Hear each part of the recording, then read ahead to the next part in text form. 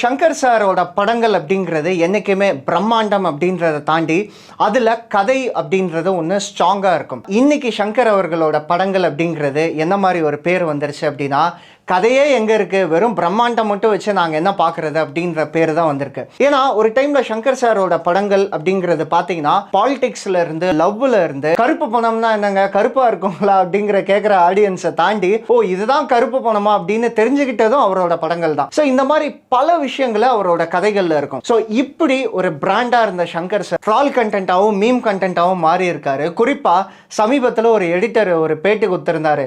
ஐயா 7 மணி நேரம் ஃபுட்டேஜ் எடுத்துன்னு வந்து தராரு, இதை வச்சு நான் என்ன பண்றது அப்படின்னு கேம் சேஞ்சருக்கு வந்து கம்ப்ளைண்ட் பண்ணியிருந்தாரு. ஸோ இன்னைக்கு எப்படி மாறிடுச்சு அப்படின்னா, சங்கர் சாரோட படங்கள் கண்டென்ட்டே கிடையாது, வெறும் பிரம்மாண்டம் மட்டும்தான் இருக்குது அப்படின்ற மாதிரி ஒரு கம்ப்ளைண்ட் இருக்குது.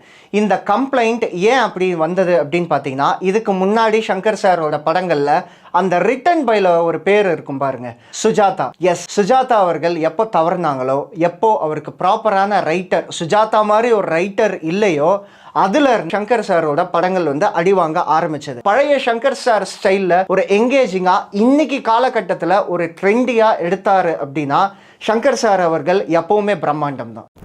அடுத்து நம்ம பார்க்க போகிறது சமீபத்தில் ட்ரால் கண்டென்ட் ஆகிட்டு இருக்க மணிரத்னம் அவர்கள். ஸோ மணிரத்னம் அவர்களோட ஃபிலிமோகிராஃபி அப்படிங்கிறது ஒரு மிகப்பெரிய பீக்கா அப்படின்னு கேட்டிங்கன்னா கிடையாது. ஆரம்பத்தில் இருந்தே அது ஒரு கிராஃப் வந்து ஒரு அப்ஸ் அண்ட் டவுன்ஸாக தான் இருக்கும். ஒரு மிகப்பெரிய பீக் போகும், அதுக்கப்புறம் ஒரு சின்ன டவுன்ஃபால் வரும், அதுக்கப்புறம் ஒரு மிகப்பெரிய பீக் போகும், மிகப்பெரிய லெகசி போகும், அதுக்கப்புறம் ஒரு சின்ன டவுன்ஃபால் வரும். இப்படி தான் அவரோட ஃபிலிமோகிராஃபி இருக்கும். ஸோ இந்த மாதிரி அவரோட படங்கள் வந்து ஒரு ட்ரால் கண்டென்ட் ஆகி நான் பெருசாக பார்த்ததில்லை. அண்ட் அதே மாதிரி அவரோட படங்கள் வந்து அப்போ ரிலீஸ் ஆன டைமில் வந்து பெருசாக வரவேற்பு இருந்திருக்காது. ஆனால் அதுக்கப்புறம் காலப்போக்கில் அது வந்து ஒரு கல்ட் மூவியாக மாறி இருக்கும். உதாரணமாக ராவணன் வந்த புதுசில் பெருசாக வரவேற்பு இல்லை, பட் அதுக்கப்புறம் படம் வந்து சேட்டலைட் சேனலில் பார்த்துட்டு இல்லை யூடியூப்பில் பார்த்துட்டு எல்லாருமே அந்த ஃப்ரேம் எல்லாம் எடுத்து மிகப்பெரிய பாராட்டுகளுக்கு உட்பட்டுச்சு.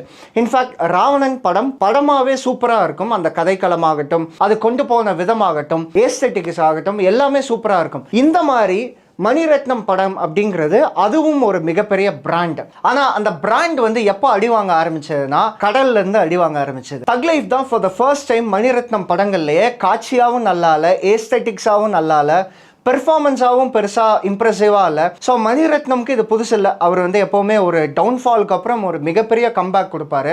அவரோட ஹிஸ்ட்ரி ஆஃப் மூவிஸ் பார்த்தாலே நமக்கு தெரியும். ஸோ இப்போதைக்கு அவர் ஒரு மிகப்பெரிய ஒரு செட்பேக் ஒரு டவுன்ஃபால் வந்து அவருக்கு தக் லைஃப்பில் வந்து வந்திருக்கு.